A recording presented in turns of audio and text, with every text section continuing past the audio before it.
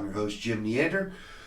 All right, so we're going to do our part two of the Week 9 recap here. We're going to go through it a little quicker. We ran a little bit over yesterday, so I'm going to try to keep these recap shows just a little shorter than that for you so we can get ready for our preview shows. All right, so where we left off here, we're going to start in Carolina, where the Tennessee Titans went to the Carolina Panthers, and the Panthers took care of business at home there. They won 30-20 behind another huge game from Christian McCaffrey. We're going to start with Tennessee, though, where Ryan Tannehill continues to play pretty solid ball and continues to make himself one of the streamers you have to look at quarterback. He threw for 331 yards, 1 touchdown, and 2 interceptions. So, not a great day, but one more touchdown, maybe one less interception would have kind of made it a really good day for him. So I'm looking at Tannehill definitely as a, let's look at the matchup kind of a streamer. But he's had a good amount of points the last few weeks, and I feel good about rolling him out there. I think I'm going to play him in one of my leagues this week. So keep an eye out for Tannehill. Derrick Henry, has kind of cooled off. He's obviously still getting the work, so he's still giving you enough points. He did get into the end zone twice this week, so he continues to have a really good week, a really good year overall so far. Let's see, on the year, where's he at?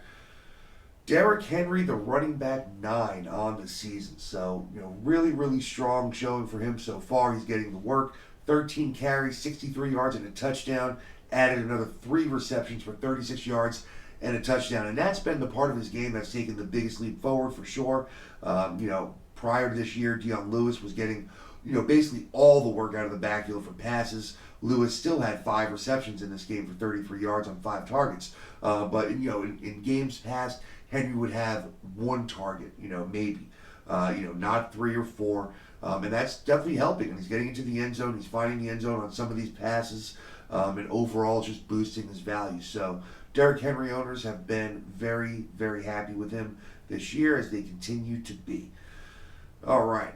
Looks like Ryan Tannehill also added a decent amount on the ground here. 4 carries, 38 yards, and a touchdown. So there's that second touchdown that he needed. Makes Tannehill's day just that much better. As far as the receivers for Tennessee, it's hard to pick which week any of these guys are going to be usable. A.J. Brown was kind of the guy this week that he could have played, even though it wasn't a very good game. 7 targets. He caught 4 of them for 81 yards. Adam Humphries had 4 receptions for 65. Corey Davis had 4 receptions for 48 yards. None of those guys got into the end zone. The big disappointment here was Jonnu Smith, the tight end, one of probably the most popular pickups for tight ends and streaming tight ends of the last couple of weeks. He was targeted 5 times, but only caught 3 balls for 18 yards. So pretty disappointing. I still like Jonnu Smith going forward as long as Delaney Walker's out, but this game was certainly disappointing for him. Kyle Allen just found out he's going to have the starting quarterback job for Carolina the rest of the year, it looks like, as long as he stays healthy. Cam Newton is now an injured reserve, and he's going to be gone for the rest of the season. This is the right move. Shut it down. There's going to be a lot of talk in the offseason, and not only in the offseason, but starting from right now. What's Cam Newton's future in the NFL? What's Cam Newton's future with Carolina?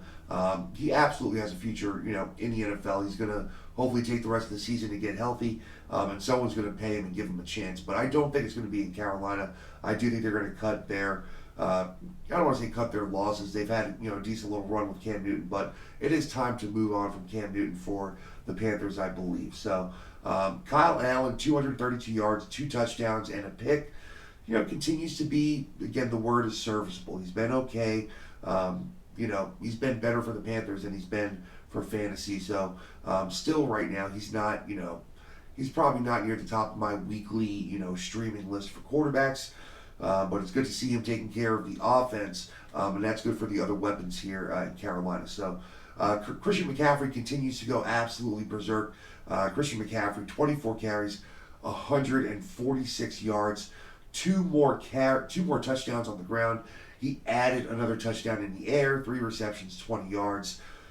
3 touchdowns on the game, and he is just that dominant. I mean, there's some other running backs having great seasons. Dalvin Cook, Aaron Jones, Austin Eckler, and Christian McCaffrey is just by far and away blowing these guys out of the water. So McCaffrey continues to be just, the best fantasy asset in football right now, in my opinion. So there you go.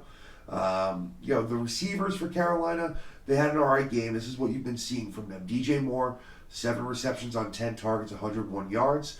So you like DJ Moore right now, and going forward, Kyle Allen and DJ Moore are connecting more in these last few games, and that's going to bode well for the rest of the season here.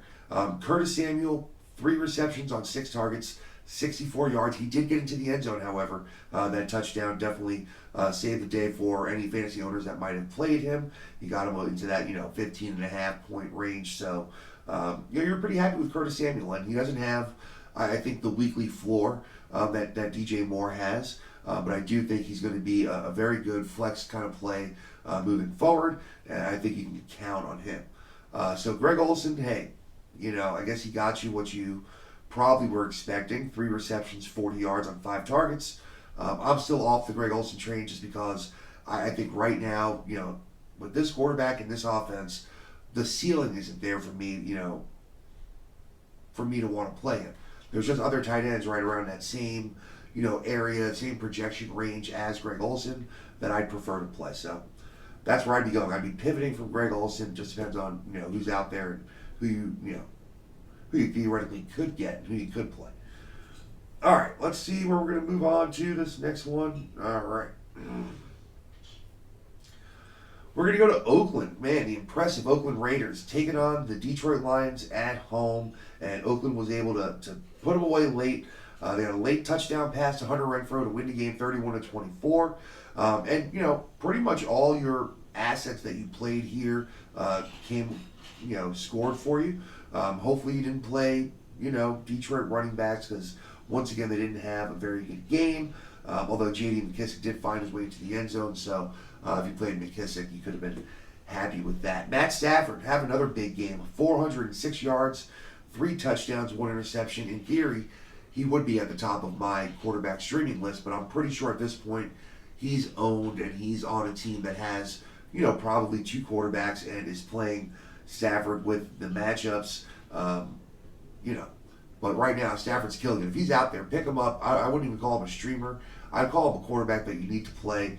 He's just got it going right now. His receivers, they're just finding a way to put up big numbers every single week. So again, running backs, there wasn't much to talk about. McKissick was the only one that did anything. 4 carries, 32 yards, but he added 3 receptions for 40 yards and that touchdown. Going forward right now, I'm not touching any Detroit running backs. It's just too messy back there, and they're having so much success throwing the ball that I don't need to play any Lions running backs at the moment. But you are playing the receivers, so big games for both of their big player guys. Kenny Golladay, Marvin Jones, both had huge numbers. Kenny Golladay, 4 receptions on 7 targets, 132 yards, 1 touchdown, continues to make huge plays through the air, as does Marvin Jones. 8 receptions on 10 targets, 126 yards. He also got into the end zone. So they both gave you plenty of points. You're really happy with them. If you played Danny Amendola after a couple of games with big target numbers, this was a game where those targets came back down. He only saw 5 targets, 3 receptions, 29 yards. So you weren't really happy with that, obviously. 5.9 points. But he's going to be a guy that hits on some weeks, doesn't hit on others. I don't think it's necessarily game script oriented. I think it's just what happens that week and who's getting the spread around. If the wide receivers are open, they're getting the ball. Every time you turn around, you see Matt Stafford throwing the ball deep. So if they're open, if they're almost open, he's going to throw the ball deep. If they're not, he's going to throw the ball underneath. T.J. Hawkinson also had another decent game, not another one, but a return to a decent game. 3 receptions on 7 targets, 56 yards. You'd still like to see better efficiency, a better catch rate for Hawkinson there. 3 receptions on 7 targets. However, 56 yards, you see that big playability that got him drafted so high. And I think he's still a hit or miss kind of a play. And, I hope that moving towards the end of the year, he's trending up. Hopefully he's learning the offense a little bit better. But he's got to just keep his hands on the ball. Too many drops. He's had a couple of bad touchdown drops this season, so that's been hurtful. All right, let's go to Oakland. Derek Carr, 289 yards, 2 more touchdowns, no interceptions. So it's a very solid day for Derek Carr. And he's really right near the top of that streaming class. He is playing this Thursday against the Chargers. Not a great matchup, but I do think he's going to be playable against the Chargers. Josh Jacobs, another big game, lots of volume, 28 carries, 120 yards, and 2 more touchdowns on the ground. Josh Jacobs owners are thrilled. If they wanted to be greedy, the only thing they can ask for is maybe a few more targets out of the backfield. Only 2 targets this game. Didn't catch either of them. So you didn't get the help there, but you still had 24 points out of the guy. So it's hard to be upset with that. And when you see someone getting 28 carries on an offense that's succeeding, you feel great about that. You know that Josh Jacobs is going to get the rock, and you're going to play him for sure. As far as guys that are catching the ball here, Darren Waller has been your go-to pass catching option for the Raiders. He did not have a good day. He did have a couple of decently long receptions. So 2 receptions for 52 yards. Those 7 points didn't kill you, but you've been getting used to getting a nice bump from Darren Waller against your opponent. He was only targeted those 2 times. So, that's a little bit concerning. Foster Moreau, he did vulture that touchdown there. So, you would have liked to think you would have got that touchdown, and Moreau got it. So, there you go. Tyrell Williams was kept out of the end zone again. 3 receptions, 4 targets, 48 yards. Hey, just didn't have a big game. That's what happens. Hunter Renfrow had the game here. 6 receptions, 54 yards, and a touchdown. The question is he, playable yet? Yeah, he's playable as a flex option for sure. Right now it's very much Tyrell Williams on one side, Hunter Renfrow in the slot, and Darren Waller on the other side. And that's, where the offense is being run through. So I think Hunter Renfrow is a solid lock for 5+ targets a game, right? What are you going to get out of him? I don't know. He's not always going to have the touchdowns because he's not really a deep play threat in the traditional sense. So I don't know. I'm probably not playing Hunter Renfrow, but he definitely is playable as a flex option. So, if you need him, he's there. I don't like the matchup on Thursday night. I wouldn't want to play him really. So, yeah. There you go. All right, let's keep it rolling here. We're going to keep this moving. All right, to Seattle. This was a really exciting game. The Seattle Seahawks hosted the Tampa Bay Buccaneers. They won in overtime, 40-34. And here's another game where, hey, if you played your fantasy guys, man, you were happy. So, Jameis Winston, 335 yards, 2 touchdowns, no interceptions on the road. Great news for Jameis Winston owners. He looked really good, made a lot of big plays, and he's been kind of forgotten by a lot of people. He had that really awful game. I think it was 5 picks and a fumble. So I understand, but he's really turned the corner. Bruce Arians is a really fantastic quarterbacks head coach, and we'll see. He's been playing really, really well these last few weeks, so we'll have to see what happens. Ronald Jones seems to have taken over the number 1 job. Now, this has happened twice at least this year, where you thought Ronald Jones took over, and then all of a sudden Peyton Barber got carries. We're back to Ronald Jones. I think this is what it's going to stay as. I do think Ronald Jones is going to be in line to be the number 1 running back. I think they have found some success in the last few weeks with this offense. Winston's playing better. Jones is playing better. There's no reason to mess with that. So Ronald Jones is probably the top waiver wire pickup for this week. Today is Wednesday, so your waivers have already run. Hopefully, if Ronald Jones was out there, you did grab him. But I do think that's a correct assessment of the waivers this week, is that Ronald Jones is probably the most important guy that's probably out there that needs to be picked up. So he had 18 for 67 and a touchdown, added another 2 receptions for 15 yards, but so not a great day. But right now, with the way running backs look, with Bipocalypse this week, so you definitely have to look at that. All right. Mike Evans went absolutely ham again. 12 receptions, 180 yards, and a touchdown, 16 targets. So, man, I know he had a couple of really bad games, including that that donut against New Orleans. But since then, he's just been absolutely beastly. I believe he is the number one wide receiver in fantasy through 9 weeks. Let's see, in PPR, he's actually the number 2, just behind Michael Thomas. So there you go, number 2 wide receiver. Not to be outdone, his teammate Chris Godwin is the number 4 wide receiver on the year. So he's been cooling off lately. 7 receptions on 9 targets, 61 yards. So the work is still there. Listen, the guy got 9 targets. The work is there. The points are going to be there. You're happy with Chris Godwin. Rashad Perryman had a lot of targets here too. 8 targets, 4 catches, 42 yards, and a touchdown. I don't think he's someone that you're looking at yet. He had a good game here. They threw the ball a ton, but I'm not looking at Rashad Perryman yet. And then, there was no work for the tight ends. We expect O.J. Howard back next week, but I'm not touching him. I'm not touching him with your team, to put it that way. So, yeah. For the Seahawks, hopefully you played your Seahawks. Russell Wilson, 378 yards, 5 touchdowns, no interceptions, 21 yards rushing. The guy is, making a case to be the number 1 quarterback in football. I know Lamar Jackson, Patrick Holmes. How do you say that Russell Wilson is not the best quarterback in football? It's tough to make that argument. He had a crazy game, and you're playing him right now, matchup or not. Pretty much you're playing Russell Wilson. Chris Carson, had a decent game. Nothing huge out of him. 16 more carries, 105 yards. They threw the ball more than they do most weeks. So, I still expect Chris Carson to have more volume than that going forward. He had 2 receptions for 28 yards. So, very solid game for Chris Carson, who's having a really, really good year. So, feeling good about Chris Carson. You're also feeling good about the Rashad Penny usage or lack thereof.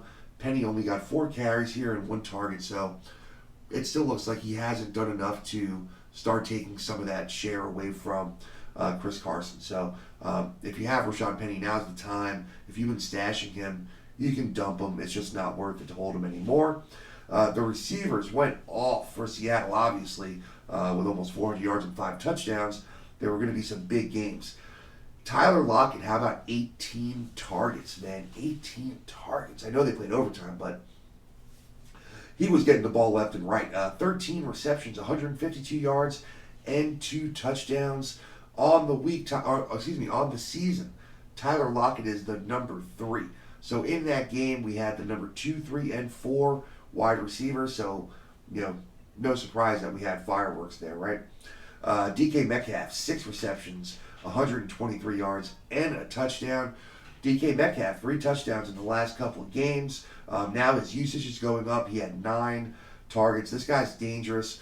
Some of the intel coming out of the draft and coming out of the combine was all about his just straight vertical speed. He wasn't really going to be a solid route runner, able to run a lot of the different kinds of routes that there are. He was going to be just basically kind of a go guy.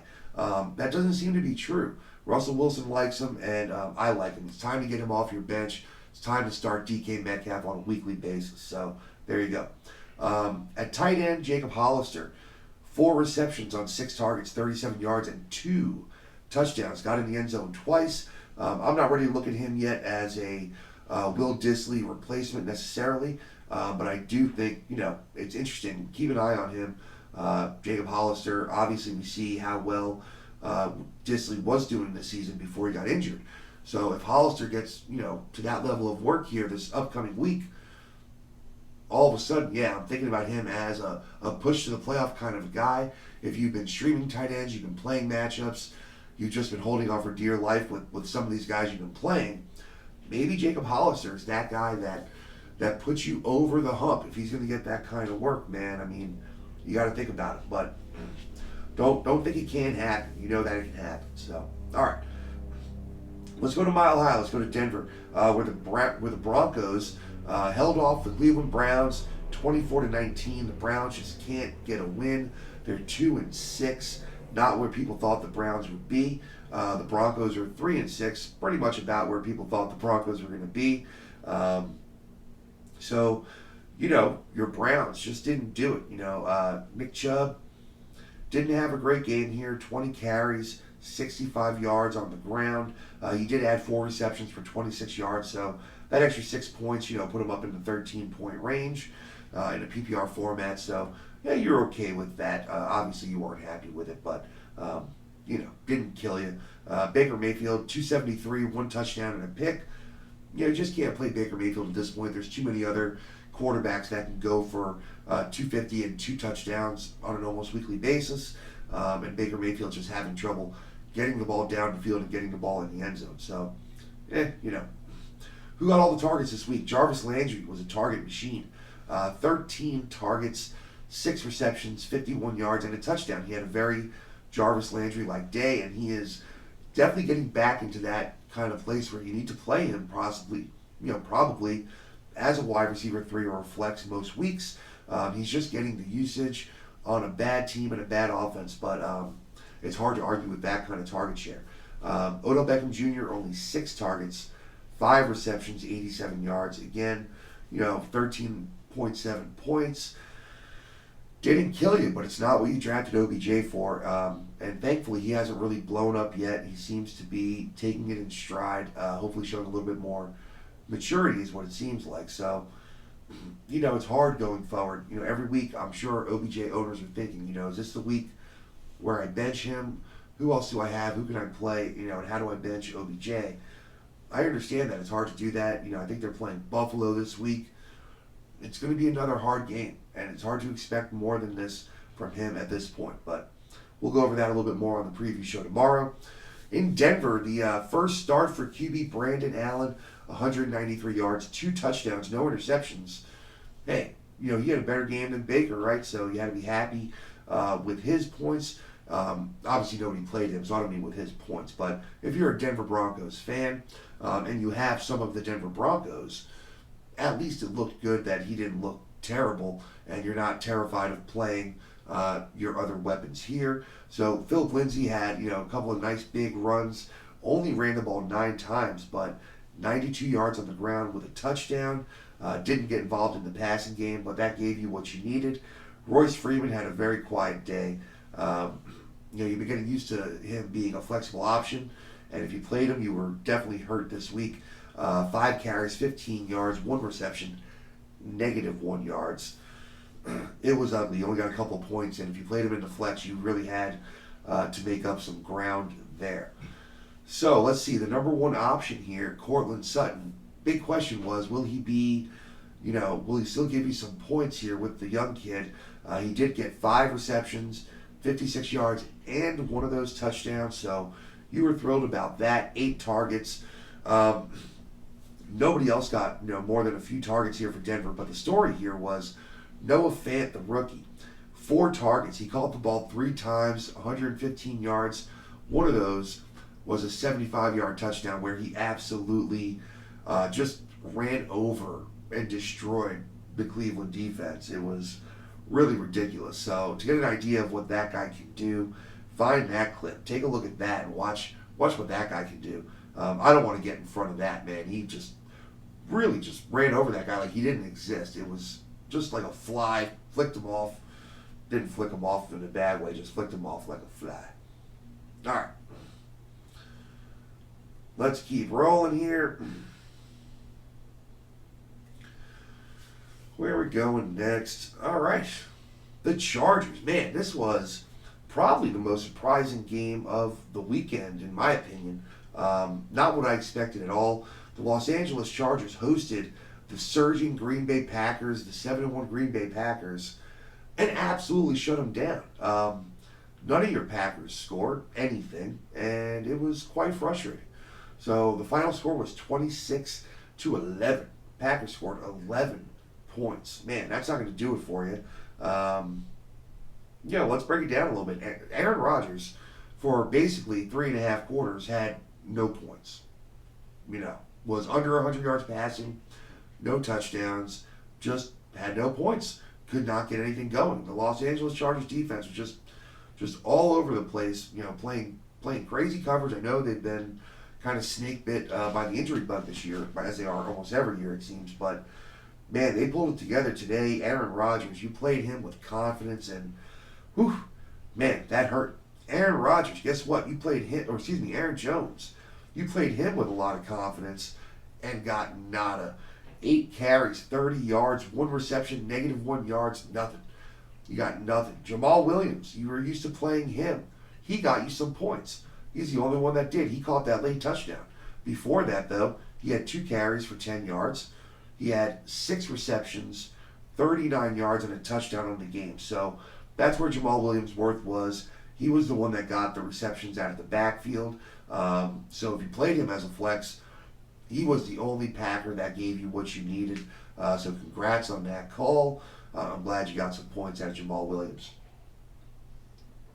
As far as the receivers go, Davante Adams got back in the game finally. Davante Adams was on the field. We had a lot of targets, so even though it wasn't a very good game, at the very least for Davante Adams owners, he got out of the game healthy. He got plenty of targets, and you feel good going forward. 11 targets for Davante Adams. 7 receptions, 41 yards. So, yeah, far from a great game. Just his long catch on the game was 9 yards. I mean, that's ridiculous. So they did have him kind of locked down. But, again, moving forward, you're just happy that Adams is healthy and that he's getting the ball. So, there you go.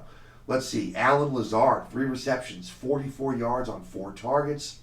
Geronimo Allison, 2 receptions, 21 yards on 2 targets. Just nothing going on. Jimmy Graham, 4 receptions, 17 yards, a long of 7. Man, this Chargers defense was just all over it. Now, on the offensive side, Phillip Rivers had a nice game, just didn't get the ball in the end zone. So if you played him, you didn't really get the points that you needed, but it wasn't so much his fault. They didn't need to throw the ball that much. 21 of 28, 294 yards. Really nice game for Phillip Rivers. Again, just for fantasy purposes, didn't get the touchdowns. Melvin Gordon, first big game back, 20 carries, 80 yards, 2 touchdowns on the ground. He did add 3 receptions for 29 yards. So he gave you what you were hoping for. Melvin Gordon owners, let's see. Is this the beginning of, those more Melvin Gordon-like numbers that we're used to? I'm not sure yet. I still think Eckler is going to be very involved, but it's nice to see Melvin Gordon have a big game in a big spot for the Chargers. Eckler still had a good game, ran the ball 12 times, turned it into 70 yards. So he did as much as he could with the touches. He did add 4 receptions on 4 targets for 23 yards. So didn't have the big play we've been getting used to. But again, you got your 13, 14 points out of Eckler, and that's going to be reality now, guys. I mean, Melvin Gordon's back. He's their featured back. It's just back to business as usual, which is nice to see. No hard feelings. But, there you go. With the receivers, are you starting to get worried, Keenan Allen owners? I know I would be if I was a Keenan Allen owner, which I'm not. He gave you a few of those monster weeks right out of the gate, and then really has been, struggling. Not getting near the amount of targets, not getting big plays down the field, definitely not scoring touchdowns. 3 receptions, 40 yards on 4 targets. So again, not getting the looks didn't do it for you.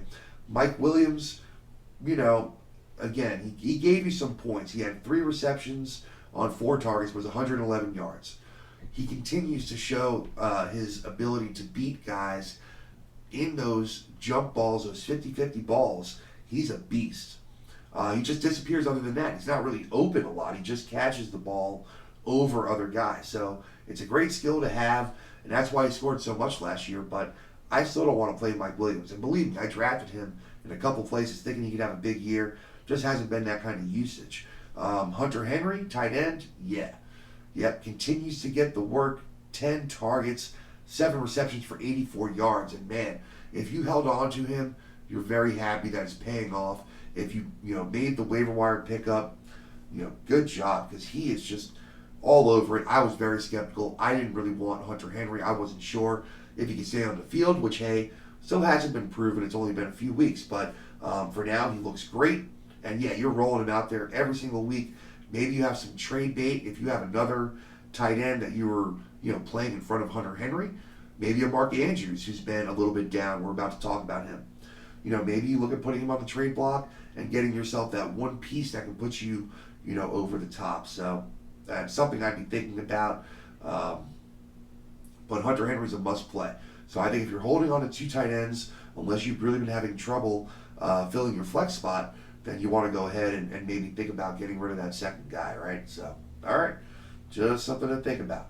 All right, let's go to the night games. We have the Baltimore Ravens taking on the New England Patriots. Lots of people rejoicing. You know there's a lot of Patriots haters out there, and I get it. You know, people are jealous, right? They keep on winning, and a lot of people just don't like that. A lot of people, you know, they say a lot of other things about them too. But either way, they were 8-0 coming into this game, and this was, you know, for a lot of people, you know, their first big test.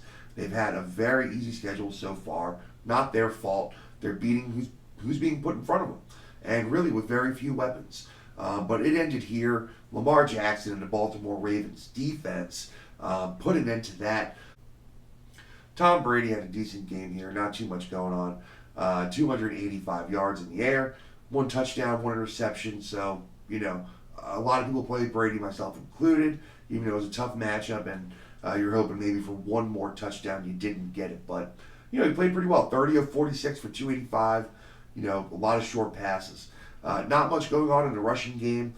James White shockingly had the majority of carries. He had 9 carries compared to 4 each for Rex Burkhead and Sony Michel. 38 yards for James White and a touchdown on the ground, in addition to 2 receptions for 46 yards on only 3 targets. So kind of a weird game for James White. Had 3 targets but 9 carries. Usually that's flip-flopped. But at least with the touchdown, if you played James White, you know, you got what you needed. If you played Sony Michel, you did not at all get what you needed. He added 1 reception for 12 yards on 2 targets. Those 4 carries made up 18 yards. And at this point, I can't see you playing Sony Michel right now. It's just tough. You know, for a while there, it looked like, all right, we're getting away from that, you know, traditional running back that would kill you by committee in New England, where you never know who's going to have that monster week. There's not even really monster weeks anymore for this backfield. With his offense is going, there's just, you know, who has a decent week this week. And right now, for me, James White is the only playable guy, and he's a flex guy in PPR only. But I can't play Sony Michel right now until I see them giving him the ball more and see him doing more with it. There's been games where he gets 18 plus carries and just doesn't do anything with it. So I can't really advocate playing Sony Michel right now.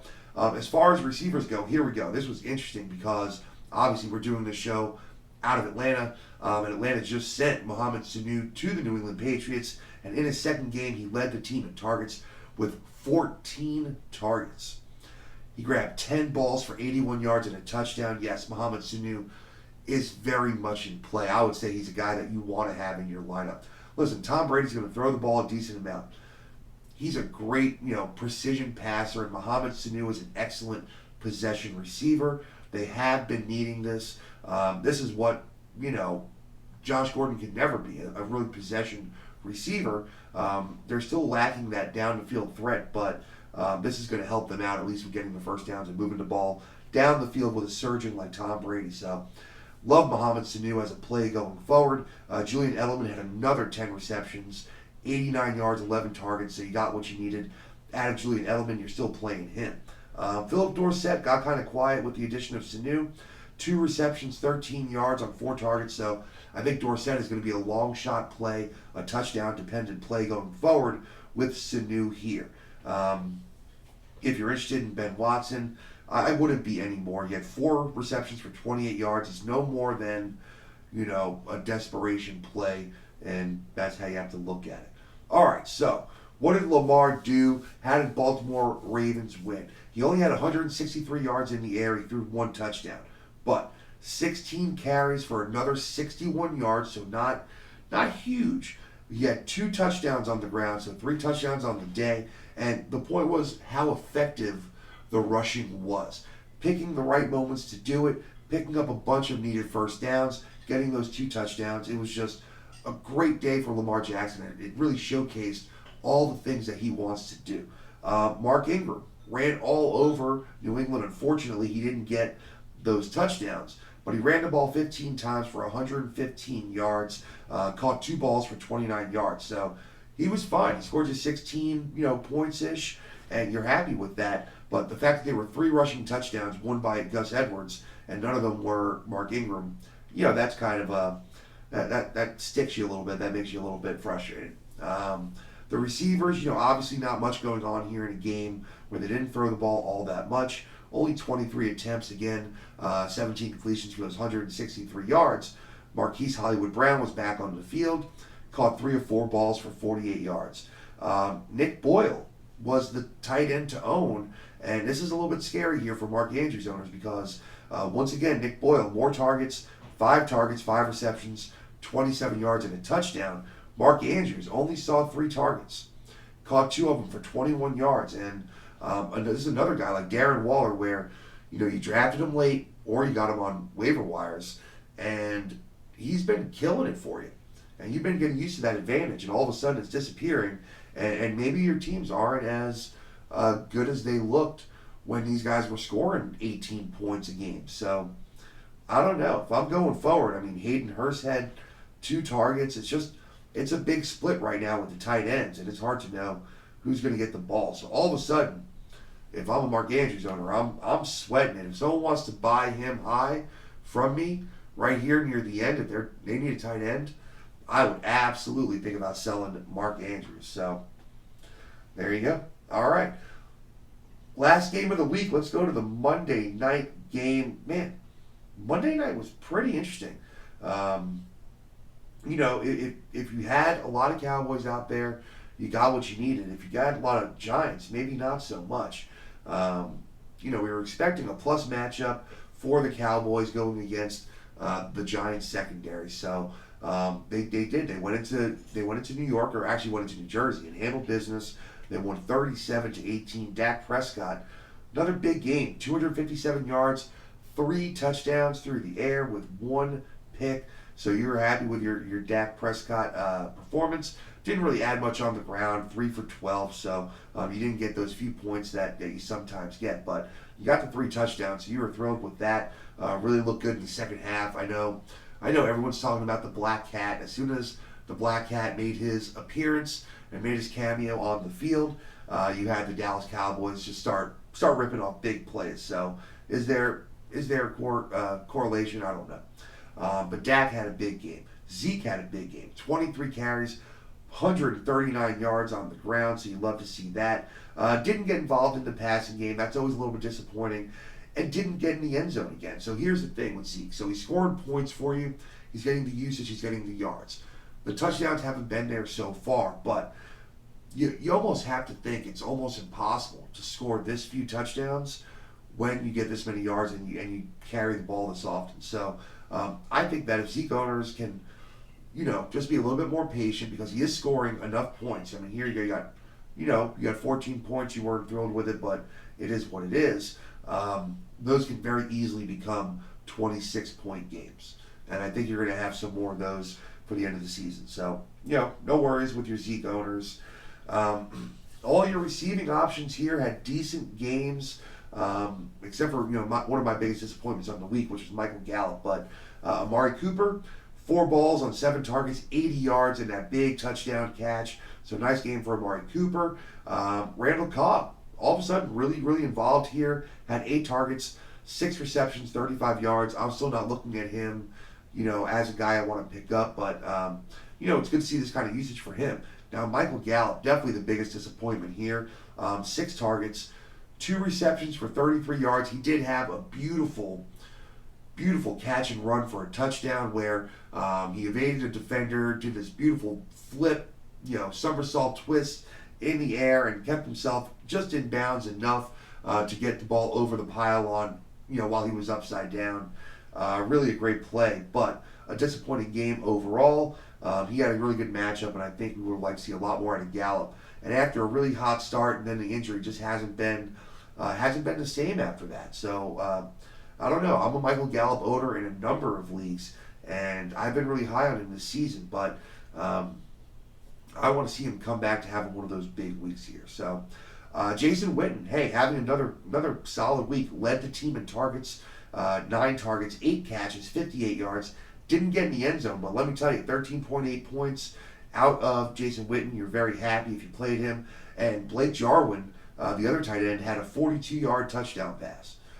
So not that that's what Jason Witten does, but if somehow that touchdown pass would have went to Jason Witten, that's a monster monster game for Jason Witten. So, yeah, Jason Witten has a very high floor with a limited ceiling, but he's a great comfort play. It's like chicken soup for your fantasy football team, man. That's really what it is. Jason Witten is chicken freaking soup for your fantasy football team. I like that. I'm going to trademark that. All right. The Giants. Daniel Jones. Tough game for Daniel Jones. Continues to be an up and down campaign. 210 yards through the air with a touchdown and an interception. Now, he did add 54 yards on the ground, so it's nice to hit those 5.5 points. Really helps his baseline, his floor, but still kind of an off game for him. Saquon, struggled on the ground. 14 carries for 28 yards, really bottled up by that Dallas Cowboys front seven. He did add 6 receptions on 8 targets for 67 yards, so you got just enough out of him. You got just about 15 points, so hey, the receiving work was there, and it's going to be there. And more big plays are going to break. When he gets 14 carries, 28 yards is not going to be the norm, but he was very, very bottled up there. So, bad game for Saquon. Tough luck. Thankfully, you got all those receptions. Now, let's look at the receivers for the Giants. Not much going on with 210 yards through the air, and 67 of that going to Saquon Barkley. If you can do some quick math, only leaves 140 or so yards through the air for receivers. Evan Ingram led the way in targets, 8 targets, 6 receptions, 48 yards. So decent game for Ingram, but not a great game. You were happy with it. He's still getting the targets, so you're feeling good about that going forward.